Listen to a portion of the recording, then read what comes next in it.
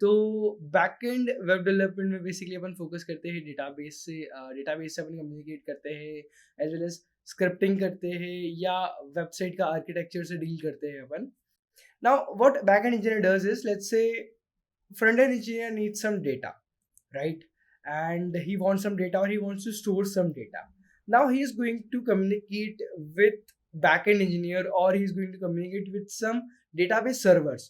Backend learn करने के लिए सबसे पहले अपन को एक प्रोग्रामिंग लैंग्वेज मास्टर करनी पड़ेगी. So what happens is nowadays कि लोग फ्रंट एंड लर्न करते हैं एंड फ्रंट एंड में they learn it with the help of JavaScript. So एक अच्छे बैकएंड डेवलपर को तीनों चीज़ें आनी चाहिए. सर्वर कैसे काम करती है, डेटाबेस कैसे काम करता है एंड एप्लीकेशन कैसे काम करती है, तीनों चीज़ें आनी चाहिए. Hello everyone, welcome to Coding Ninjas. My name is Mitesh and आज अपन बात करने वाले हैं हाउ टू लर्न बैकएंड. तो सबसे पहले अपन बात कर लेते हैं कि what is backend web development and what does backend engineer does.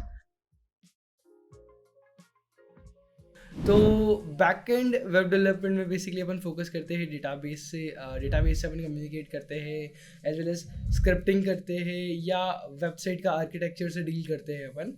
And mainly क्या करता है एक बैकएंड वेब डेवलपर, वो है कि ब्राउज़र को अगर कम्युनिकेट करना है किसी डेटाबेस सर्वर से, सो ये काम एक बैकएंड इंजीनियर का रहता है. Alright. So backend engineer also helps for login or for let's say making a purchase on some online store. So this kind of things are dealt by a backend engineer. ठीक है. So mainly अगर अपन पूरी website की बात करें तो अपन ने front end के बारे में बात कर ली and I hope that you know what front end engineer does. So front end engineer basically website show करता है एंड वेबसाइट की फंक्शनैलिटी डालता है. सो बेसिकली जो भी ब्राउजर साइड में अपन चीज़ें देखते हैं वो काम करता है एक front end engineer. Now what back end engineer does is let's say front end engineer needs some data, right? And he wants some data और he wants to store some data. Now he is going to communicate with back end engineer और he is going to communicate with some database servers. तो ये जो database server से अपन communicate कर रहे हैं, this is the work of a back end engineer या ये काम होता है बैकएंड का. So in backend we generally deals with the database servers, we communicate with the database servers as well as अपन एपीआईज बनाते हैं ताकि अपन उनसे डायरेक्ट कम्युनिकेट कर सके या फ्रंट एंड इंजीनियर उन डेटाबेस सर्वर से कम्युनिकेट कर सके. Let's say front end engineer को कुछ डेटा डेटाबेस सर्वर पे डालना है तो उसके लिए एक एपीआई रहेगी, पर्टिकुलर एपीआई रहेगी. उस एपीआई की मदद से फ्रंट एंड इंजीनियर अपने डेटा को डेटाबेस सर्वर पे डाल सकता है. Right. So this is what a backend engineer does and this is what backend is in general. Right. Let's talk about how we can learn backend. Backend learn करने के लिए सबसे पहले अपन को एक प्रोग्रामिंग लैंग्वेज मास्टर करनी पड़ेगी. सो backend के लिए अपन को इसी प्रोग्रामिंग लैंग्वेज सिलेक्ट कर सकते हैं. जैसे फॉर एग्जांपल अपन पाइथन में जा सकते हैं, जावा में जा सकते हैं या जावास्क्रिप्ट में जा सकते हैं. Right, we can learn this language or we can select some other language as well and then we can learn a framework in that language. So कोई सी भी लैंग्वेज में अपन एक फ्रेमवर्क सिलेक्ट कर सकते हैं. उस फ्रेमवर्क की मदद से अपन बैकएंड सीख सकते हैं एंड बैकएंड एप्लीकेशंस बना सकते हैं. So what happens is nowadays कि लोग फ्रंट एंड लर्न करते हैं एंड फ्रंट एंड में they learn it with the help of JavaScript. Now for those people who want to become a full stack web developer, it is easier for them कि JavaScript front end में use करिए. So with the same knowledge they can use the JavaScript in backend as well. And nowadays Node.js is very popular. Node.js and Express is very popular in backend. So you might as well as consider that. That is one suggestion. या आप अपने हिसाब से कोई भी मन पसंदीदा language आप सिलेक्ट कर सकते हो एंड उस लैंग्वेज को सिलेक्ट करने के बाद आप लैंग्वेज सीख सकते हो. जो भी कोडिंग बेसिक्स रहते हैं, प्रोग्रामिंग बेसिक्स रहते हैं, वो सीख सकते हो. थोड़ा बहुत डीएसए भी सीख सकते हो बिकॉज बैकएंड में ऑब्वियसली जो डीएसए का नॉलेज है वो काम आएगा. सो डेफिनेटली आप थोड़ा सा डीएसए लर्न कर सकते हो. Then you can learn the framework and you can start developing backend applications. You can start working on servers. So backend में बेसिकली तीन चीज़ें रहती है, server, application and database. So एक अच्छे बैकएंड डेवलपर को तीनों चीज़ें आनी चाहिए. सर्वर कैसे काम करती है, डेटाबेस कैसे काम करता है एंड एप्लीकेशन कैसे काम करती है, तीनों चीज़ें आनी चाहिए। Alright, so for that you must learn few things.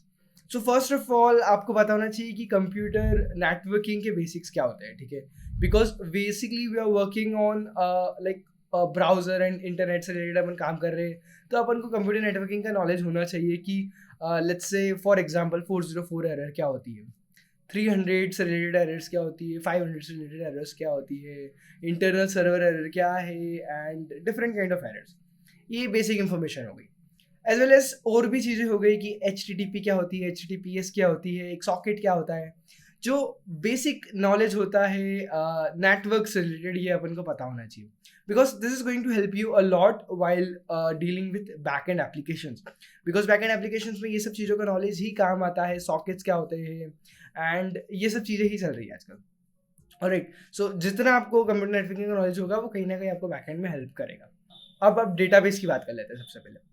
तो बैकएंड में बेसिकली मेन अपना काम यही रहता है कि we want to connect with database, और वी वांट कि ब्राउजर की मदद से और लेट्स से ब्राउजर से और front end engineer basically direct database server से कांटेक्ट कर सके, एंड वो कांटेक्ट करता है बैकएंड इंजीनियर की मदद से या बैकएंड की मदद से। So ultimately we want to connect with database servers and we want to basically store some information, get some information, update some information, delete some information. So basically जो CRUD operations होते हैं, I hope that you have heard of that, वो operations perform करना। So इसके लिए आपको थोड़ा बहुत database management system के बारे में पता होना चाहिए। जो भी इंजीनियरिंग के सिलेबस में बेसिक्स डेटाबेस मैनेजमेंट सिस्टम से रिलेटेड इंफॉर्मेशन रहती है वो आपको अच्छे से पता हो। इवन तो आपको बेसिक इन्फॉर्मेशन नहीं भी पता हो, आप नॉन CS बैकग्राउंड से हो, तो भी आप अपने हिसाब से कोई सी भी डेटाबेस को आप सिलेक्ट कर सकते हो। So now let's talk about databases and how to learn and what to learn in databases. Alright, so basically there are two kinds of databases. First is SQL database or relational database. Second one is NoSQL database or non-relational databases. So basically दोनों databases में relations से different रहता है कि in SQL databases they are relational databases and how to maintain relationship in them, it's like mainly यही difference रहता है। Another difference is scalability कि एक में वर्टिकल स्केलिंग रहती है, एक में हॉरिजॉन्टल स्केलिंग रहती है, and the third difference is about speed. So SQL databases are comparatively faster, NoSQL databases are comparatively slower, and ऐसा भी हो सकता है कि कुछ पर्टिकुलर ऑपरेशंस में NoSQL database फास्टर हो एंड कुछ पर्टिकुलर ऑपरेशन में SQL database फास्टर हो, SQL database स्लोअर हो। राइट, ये चीज़ें हो सकती है। एज वेल एज स्टोरेज को माइंड में रख के अपन सिलेक्ट करते हैं कि अपन को SQL डेटाबेस के साथ जाना चाहिए या NoSQL डेटाबेस के साथ जाना चाहिए। Right, so according to that आप सिलेक्ट कर सकते हो कि आपको किसके साथ जाना है, आप एनालाइज कर सकते हो कि आपके प्रोडक्ट की रिक्वायरमेंट क्या है, but initially you can go with either one of them. And आजकल MongoDB काफ़ी पॉपुलर है in NoSQL databases. MongoDB is popular, and if you want to go with SQL databases or relational databases, you can go with PostgreSQL. All right, PostgreSQL आप learn कर सकते हो, and you can go with SQL databases. All right, so अब database आपने learn कर लिया है, now you should learn how to connect database with server. All right, so talking about server, जब आपने language select करी, आपने language सीखी, आपने language के framework सीखी, now you know how to basically start a server using that framework. आपने एक सर्वर को स्टार्ट करना सीख लिया है उस फ्रेमवर्क की मदद से, एंड अलग से आपने डेटाबेस भी सीख लिया है। So now you should know how you can connect that particular database that you have learned with your server. Alright, so next task यही रहता है बेसिकली कि आपने जो सर्वर डेवलप करी है, अब उस सर्वर की मदद से आप ऐसी रिक्वेस्ट भेजो ताकि उन रिक्वेस्ट से आप अपनी सर्वर के अंदर ही जो डेटाबेस है, करेंटली आप लोकल सिस्टम में ही काम करोगे, अपने कंप्यूटर में ही काम करोगे, सो आप सर्वर से उन डेटाबेस को अपडेट कर सको, डेटाबेस में नई टेबल बना सको, टेबल के अंदर डेटा डाल सको, एंड CRUD ऑपरेशंस परफॉर्म कर सको बेसिकली उस डेटाबेस में। राइट, ये बेसिक सीख लोगे आप, उसके बाद में it's all about problem solving. ठीक है, आपको बेसिक ऑपरेशन परफॉर्म करते आ गए कि you know how to make a server, you know everything about databases, you also know how to connect database with server, and how to perform CRUD operations. ये सब चीज़ें आपको आ गई in database. Now the last thing is about the problem solving skills of a backend engineer. ठीक है। सो जो भी रियल वर्ल्ड प्रॉब्लम्स रहती है कि मैंने इस डेटा को डाला है, मेरे को इसको कैसे स्टोर करना है, एंड लेट्स से मैं एक सीरीज ऑफ क्वेरीज परफॉर्म कर रहा हूँ, मैंने 5 क्वेरीज परफॉर्म करी है, एक क्वेरी भी फेल हो गई है, तो मैं चाहता हूँ कि जो प्रीवियस 4 क्वेरी सक्सेस हो गई है वो भी अब लेट्स से उन्होंने कुछ डेटाबेस में चेंज करा है, सो उसको भी मैं रोल बैक करूँ। तो ये चीज़ें करते आनी चाहिए। बेसिकली डेटाबेस को एकदम इन डेप्थ अपन को पता होना चाहिए कि ट्रांजैक्शंस क्या होता है, रोल बैक क्या होता है, कमिट क्या होता है डेटाबेस के अंदर, and all the things about databases. Alright, so आपको जितना डेटाबेस का बेसिक्स पता होगा, जितना आपको सर्वर का बेसिक पता होगा, उतना अच्छा रहेगा। ऐसा नहीं है कि डायरेक्टली आपको एक बैकएंड एप्लीकेशन बनानी है एंड उसको कनेक्ट कर देना है फ्रंट एंड से। The main thing is that you should know basics of both the server and the database. उसी की मदद से जब आप प्रॉब्लम सॉल्व करोगे कुछ भी एप्लीकेशन के, लेट्स से योर एप्लीकेशन और रियल वर्ल्ड एप्लीकेशन, तब आपके पास ज़्यादा ऑप्शंस रहेंगे, आपको ज़्यादा नॉलेज रहेगा कि मैं ये पर्टिकुलर चीज़ परफॉर्म कर सकता हूँ ताकि मैं इस प्रॉब्लम को सॉल्व कर सकूँ। Alright, so this is how you can learn backend, and yeah, this is all the steps that are there. So first one was server, learning a language and learning a framework in that, then making a server. Another one was learning a database, and the last one was connecting both of them. All right, so all these 3 steps are very important, and I hope you take care of all of these 3 steps. So this is it for how to become a backend web developer and how to learn backend in general. Alright, so I hope कि आपने इस video से बहुत सारी नई चीज़ें सीखी होगी, and you know a particular path now कि मेरे को ये तरीके से सीखना है बैकएंड।